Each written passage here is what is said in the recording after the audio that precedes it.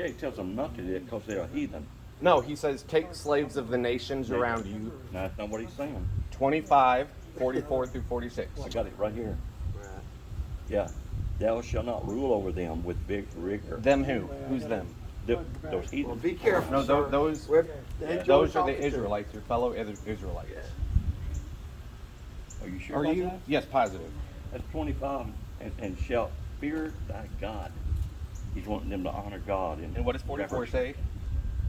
44 just written, both thy bondsmen and thy bondsmaids, which thou shalt have, shall be of the heathen that are round about you, or shall be ye by bondsmen and bondsmaids. You don't want them doing that. From the heathens around you. Right. You don't want them doing that. Thy shall have and shall be. Moreover, the children of the strangers that do live among you, you shall buy, and their families that are with you, which they begat in your land, and they shall be your possession, your property. Well, they probably would better to them. 46, you will become slaves for life. You will pass them on to your children as property forever. Exodus 21, you can beat your slaves as long as they survive by the end of the second day. Deuteronomy, you can sell your daughters Hold on, into I can't slavery. go that quick. 25, what was it? 25 and what? Well, Exodus, the one we were just looking at was Leviticus 25, 44 through 46. I know that, but what was that verse that you just said? The buyers. No, did you 21 or what was it? Exodus 21. Oh, Exodus. You said Leviticus. Oh, my apologies. Exodus 21. Hold on. Okay. Okay, hold on. 21 what now? 20 and 21. 20? Oh, 20 and 21. Okay. So it's Exodus chapter 21. And the people, okay, here we go, 20 and 21. And the people stood afar off, and Moses drew near unto the thick darkness where God was. I'm sorry, Exodus 21. I'm sorry, wrong chapter. Exodus 21. Okay, 21, and what was it? Verses 20 and 21. Okay, a man smite his servant or his maid with a rod, and he die under his hand, he shall surely be punished. And the next verse. Notwithstanding, if he continue a day or two, he shall not be punished, for he is his money. So if you can beat your slaves as long as they don't survive because they're your property, and as we see in Leviticus, you can pass them on to your children as property for life.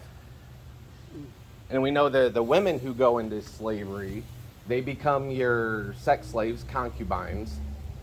They don't go free as the men do, even if they're Israelites. The 7-year jubilee doesn't apply to the women or the heathens from the nations around you.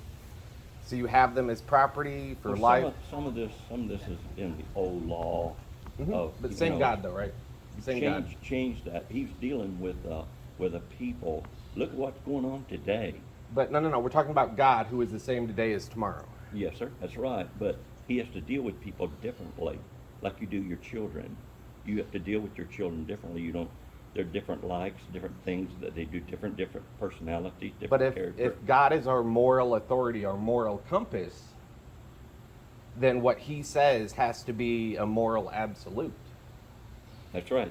So if he says it's okay to own slaves as property, Well, I don't know exactly what you're calling slaves. You got to look some of these words up. the same word is used for slaves in that case as it is when Moses freed the slaves from Egypt, right?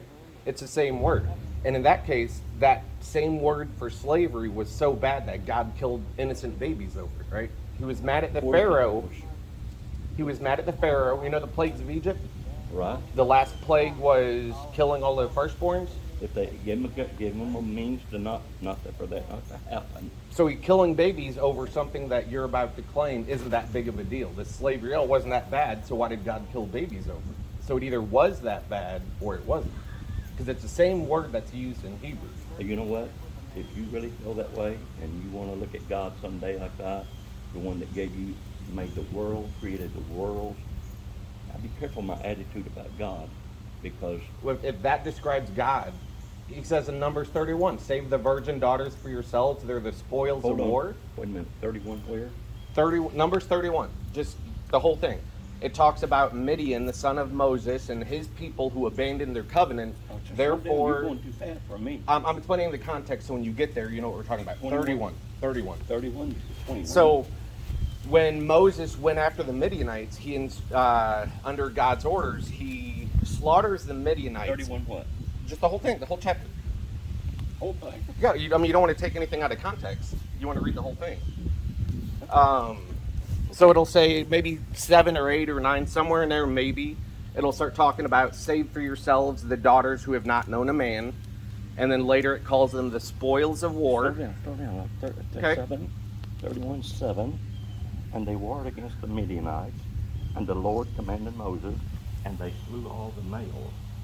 And they slew the kings of Midian, besides the rest of them that were slain, namely Evi, and Rechem, and Zor, and Hur, and Reba, and 5 kings of Midian. Balaam, also the son of Beor, they slew with the sword. Here we go, right there. Number 17. You said 7. I was guessing. I apologize. Now therefore kill every male among the little ones, Individual verses are less important than the story as a whole. and kill every woman that hath not known man by lying with him. So virgin daughters. What else is it?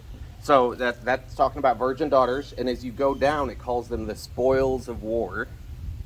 Spoils of war? Where's that at? If I can share, I can't believe. Some of the prey.